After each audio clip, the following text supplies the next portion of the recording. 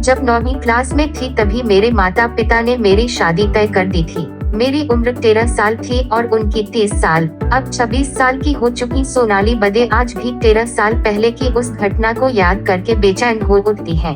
सोनाली महाराष्ट्र के बीड तालुका के शिरूर कासर गांव की रहने वाली है। उनके माता पिता गन्ना काटने का काम करते हैं। उनकी 3 बहनें और 1 भाई है।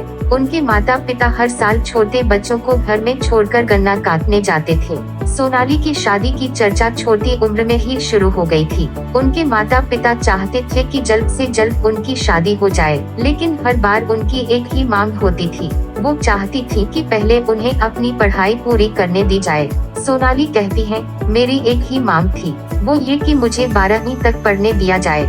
फिर मुझे यकीन था कि मैं अपनी आगे की पढ़ाई ससुराल में पूरी कर पाऊंगी, लेकिन लोग कहते थे, तुम्हारी जिम्मेदारी कौन लेगा। सोनाली कहती है कि उनके इलाके में लड़कियों का 10वीं पास करने से पहले ही शादी कर देना आम बात थी। सोनाली के माता पिता सोचते थे कि जब उनके इलाके में ऐसा चलन है तो उनकी बेटी शादी से इनकार क्यों कर रही है। उसी घर में उनकी बड़ी बहन की भी बचपन में ही शादी हो गई थी। सोनाली का सपना अपनी पढ़ाई पूरी करने का था, लेकिन जब वह 9वीं कक्षा में थी तभी उनकी शादी तय हो गई और ये सब इतना जल्दी हुआ कि उन्हें ज्यादा सोचने का मौका ही नहीं मिला। सोनाली कहती है, लड़का नासिक का था। जब हमारी शादी हुई तब मेरे पति 30 साल के थे और मैं 13 साल की। शादी से महज 1 दिन पहले लड़के वाले उनके घर आए थे और फिर दूसरे दिन ही उनकी शादी हो गई। सोनाली कहती है कि उनके पिता ने सीधे तौर पर धमकी दे दी थी कि अगर शादी से इनकार किया तो वो खुद को नुकसान पहुंचा सकते थे। वो कहती है, हल्दी कार्यक्रम के दौरान भी मैंने दुल्हनों की तरह व्यवहार नहीं किया। सोनाली अजीब परिस्थिति में फंस गई थी। शादी के लिए न मानने पर उनकी मां के साथ मारपीट होती थी। सोनाली को समझ नहीं आ रहा था कि उनसे क्या गलती हो रही है, लेकिन उनके साथ जो हो रहा था वो सही नहीं था। सोनाली ने बाल विवाह से बचने के लिए पुलिस का भी सहारा लिया। वो थाने पहुंची, लेकिन वहां भी उन्हें कोई राहत नहीं मिली। इलाके में बाल विवाह आम था। सोनाली ने बताया कि उनकी शादी में पुलिस और सरपंच भी मौजूद थे।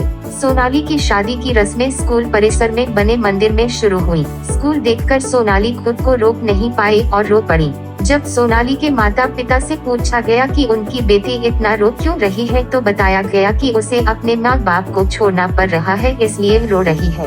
शादी के बाद विदाई के लिए सोनाली को कार में बिठाया गया, लेकिन वो ससुराल न जाने की ठान चुकी थी। गाड़ी गांव से निकलकर हाईवे पर पहुंची। सोनाली ने उल्टी होने की बात कहकर खिड़की खोलने को कहा।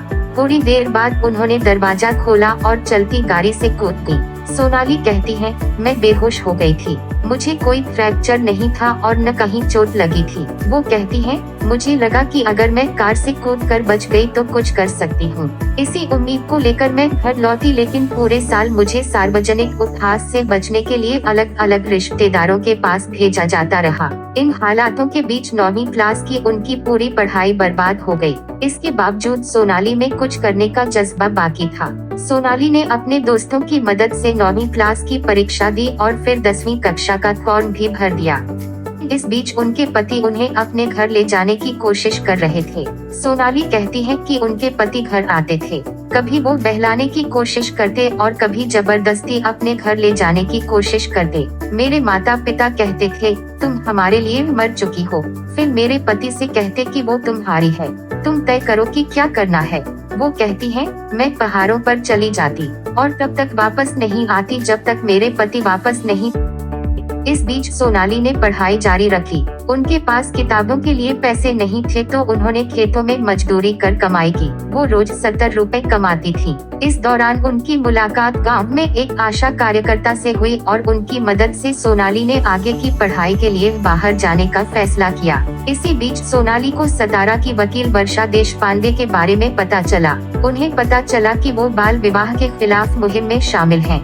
सोनाली ने उनसे संपर्क किया और सतारा जाने का फैसला किया, लेकिन सोनाली के पास पैसे नहीं थे। ऐसे में शादी का मंगलसूत्र उनके काम आया। उन्होंने नासिक छिपा कर मंगलसूत्र बेच दिया। सोनाली को 5000 रुपए मिले। ये पैसे लेकर वो सतारा पहुंच गई। सतारा आने पर उन्हें वर्षा देशपांडे की ओर से शुरू किए गए ट्रेनिंग प्रोग्राम के बारे में पता चला। उन्होंने नर्सिंग कोर्स पूरा करने का फैसला किया। उस समय सतारा में प्राथमिक स्तर की नर्सिंग की पढ़ाई चल रही थी। इसे पूरा करने के बाद सोनाली नौकरी की तलाश में पुणे पहुंच गई। अलग अलग अस्पतालों में नर्स के तौर पर काम करते हुए उन्हें इस विषय में आगे की पढ़ाई के बारे में पता चला, लेकिन फिर पैसे का सवाल खड़ा हो गया। लेकिन सोनाली ने ज्यादा काम करके पैसे बचाने शुरू किए। इसके बाद उन्होंने JNM में नर्सिंग का कोर्स पूरा किया। यहाँ 1 साल की पढ़ाई की फीस 1 लाख रुपए थी। सोनाली ने ये कोर्स पूरा किया और अब वो पुणे के एक बड़े अस्पताल में काम करती हैं। 26 साल की सोनाली अब अपने पैरों पर खड़ी हैं। उनकी कोशिशों की बदौलत उनकी छोटी बहन को भी 12वीं तक पढ़ने का मौका मिला। अब वो अपना सपना पूरा कर चुकी हैं और एक नए साथी की तलाश में हैं।